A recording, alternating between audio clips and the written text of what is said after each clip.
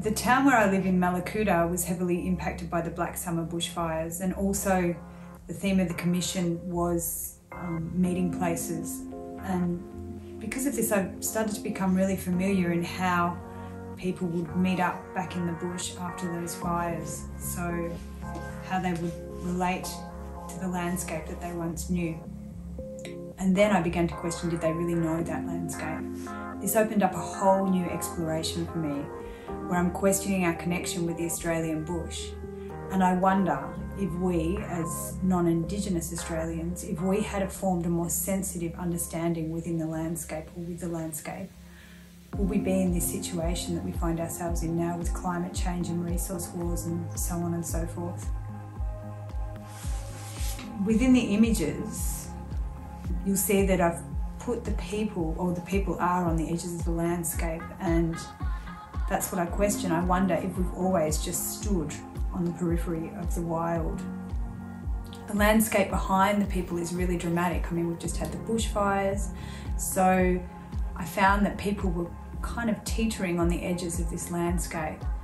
And so another question for me was whether we've become overwhelmed by the vast scope of nature and the current climate situation. And then I also ask what our future visit will be. I also wonder whether a relationship of unity and deep understanding with the land can still be formed, or perhaps it's maybe too late for that, with us now living in this digital age which makes living within the bush more unapproachable and distant than ever, and sort of seeing the bush like a view from the picnic ground.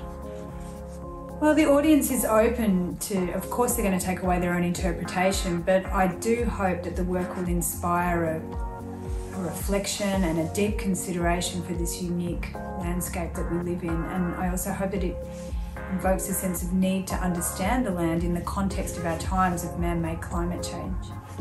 And it's a great opportunity to be exhibiting on the Parliament steps, but I also hope that the work inspires a bit of critical dialogue amongst the lawmakers. At the beginning, we had a conversation about coming together with the images and having them play off each other and talk to each other, but we're all in different situations here. I found my situation particularly unique, being that we just had the bushfires and COVID, but also that we live in such a rural and isolated setting.